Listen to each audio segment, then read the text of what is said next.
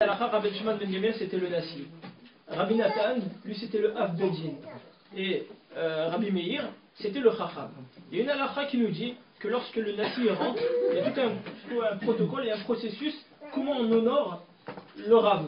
Alors la Gemara nous dit que lorsque c'est le Nasi, c'est le prince, alors tout le monde doit se lever, jusqu'à que le Nasi reparte s'asseoir, tout le monde doit rester debout.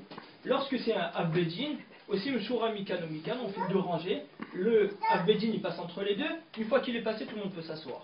Maintenant quand c'est le Chacham, alors il est écrit que dès que le Chacham il rentre dans les Arba Amot, on se lève. Il passe le Arba Amot, on peut se rasseoir. Donc on voit trois niveaux, Nasi, Av Bedin, Chacham. Lorsque Rabbi Nathan un jour et Rabbi Meir ils n'étaient pas là, puisque eux ils étaient Av Bedin et le Chacham, dit à Rabban Shimon ben Gamliel, à tous ces Talmidim, vous savez à partir de maintenant on va appliquer cette Mishnah. Moi je suis le boss, je suis le Nasi, dès que je rentre, je veux que tout le monde soit debout. Lorsque c'est Rabbi Nathan, un petit peu moins, et Rabbi Meir, un peu moins.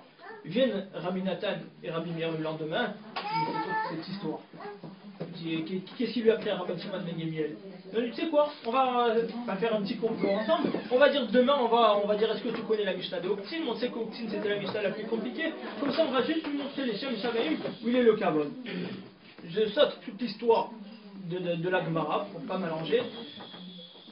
Rabban Shimon ben Gamliel va prendre tout ce complot et va dire, d'accord, ok, on les met à l'extérieur. C'est-à-dire qu'on donne une interdiction formelle à Rabbi Nathan et à Rabbi Meir d'étudier. Ils se sont rendus compte très rapidement que c'était impossible d'étudier sans le Av Bedin et le Chacham. Alors qu'est-ce qu'ils faisaient? Tous les Talmidim, ils écrivaient des papiers, ils jetaient par la fenêtre. Rabbi Nathan et Rabbi Meir, ils écrivaient des réponses, ils les rejetaient au Beth Midrash. Rabbi Shimon ben Gamliel dit, Anachnu Yoshvim Betorah Bachut, nous on est à l'intérieur, c'est pas possible, ils ont rappelé. Par contre, dit Rabbi Shimon ben Gamliel, maintenant je vais vous sanctionner. Et cette sanction, elle est très intéressante. Dit Rabbi Shimon ben Gamliel, Rabbi Nathan, tous ces enseignements qu'il va enseigner, on va les rapporter Beshem Yesh Omrim. Il y en a qui disent. C'est-à-dire tout ce qu'il dit, on ne va pas dire c'est qui l'a enseigné.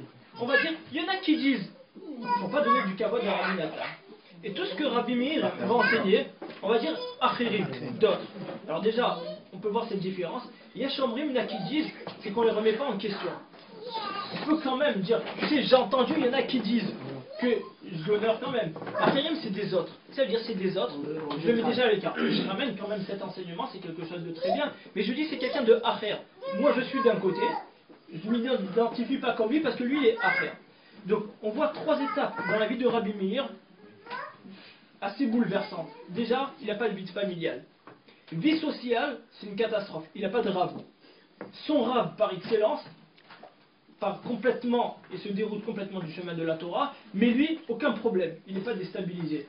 Troisième étape, même au sein de sa propre yeshiva, chez Rabban Gamliel, on va dire, tu sais quoi, maintenant tu t'appelles Achirim, tu fais plus de partie de nous. Et on va voir dans toute la vie de Rabbi Meir. La dernière histoire, c'est avec sa femme Brouria, une femme qui était clairvoyante d'ailleurs, c'est pour ça qu'on l'appelle Brouria. Elle étudiait la Torah, et un jour elle a entendu que son rave, que son mari, disait que Nashim Datan Kalot, que les femmes, elles ont l'esprit légère. Elle a convoqué son mari, elle dit quoi? J'étudie autant que toi, je fais toutes les mitzvot Shadman Grama qui sont liées par le temps, n'importe quoi, je fais tout. Tu me dis Nashim Datan Kalot, pour qui tu me prends? Il dit même si peut-être tu crois que ça s'applique pour les gens, en tout cas, tu es d'accord que ça ne fait pas pour moi. Rabbi Meir dit, laisse tomber, tu ne peux pas comprendre. Nashim Datan Kalot. Jusqu'à que, donc, c'est passé l'histoire avec son élève, son Yitzhara, il a pris, elle a pris donc, conscience de l'acte qu'elle était en train de faire, elle est partie se jeter dans une fournaise ardente. On va voir encore une fois, Rabbi Meir reste Rabbi Meir. Il lui reste plus rien. Pas de famille, pas de rave, pas de vie sociale entre amis et copains parce qu'on va lui dire Achirim, pas de femme, rien. Il est toujours ses deux enfants, tout à fait. Et entre-temps, il avait perdu ses deux enfants. Il est toujours resté Rabbi Meir. Ce qui est très intéressant, je pense, chez Rabbi Meir, et c'est pour ça que je pense que les Chachamim ont attribué le terme de Baladès, c'est que on a tendance, c'est l'instinct d'une personne, à vivre selon la société, selon l'entourage, selon tout ce qui nous entoure. On va réfléchir comme les médias, on va réfléchir sur nos copains, on va voir si lui fait ça, alors moi je dois faire ça, on va s'habiller comme les copains, et maintenant la mode c'est de s'obliger à aimer les sushis parce que c'est la mode, c'est comme ça qu'on mange. Donc tout, c'est par rapport à ce que les gens y font. Rabbi Meir, il n'avait rien, il n'avait pas de famille, aucune identification. Il avait un rave, il a tout appris, déséquilibre total. Il reste tout le temps, sur toute sa vie, sur la même longueur d'onde. Je suis Rabbi Meir, je sais prendre le bon et laisser le mauvais. Jusqu'à même que même dans sa yeshiva même, on va l'appeler Acherim. Donc ça veut dire quoi? Il ne vaut plus rien dans la société.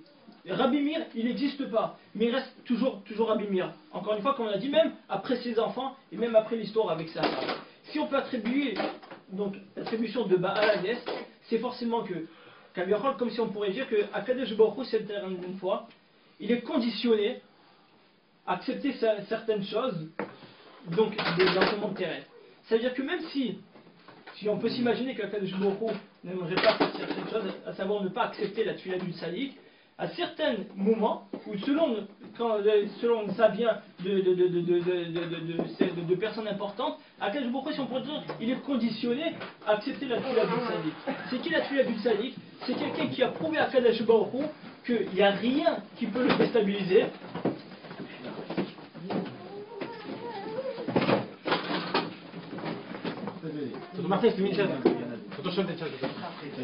Si on montre à Akadosh Baruch Hu que rien au monde,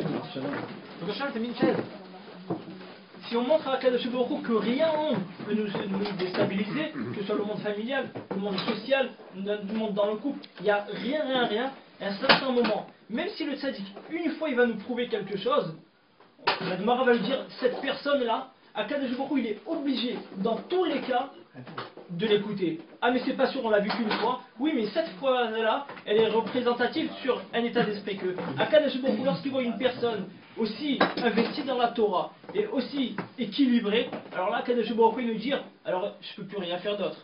Et c'est même le miracle est plus trop que Rabbi Meir. Pourquoi on a tellement, si on peut dire, d'admiration sur Rabbi Meir? Parce que Rabbi Meir, tout ce Olam Hazé, tout son entourage, il en a strictement rien à faire. C'est pas parce qu'il fait des miracles. Faire des miracles, tout le monde sait faire des miracles, je pense. Tous les tzadikim, tous les Marocains, tous les Algériens, ils avaient un chacham chez eux où ils faisaient des miracles. Mais d'avoir un Rabbi Meir qui rien au monde ne peut les déstabiliser, ça c'est la force de Rabbi Meir. Je dis, Bezrat Hashem, que moi cette force-là, cette étincelle, que rien au monde peut nous déstabiliser, ça on ne pourra pas dire, mais prendre une petite étincelle, ce sera le but de Sayoula. Amen.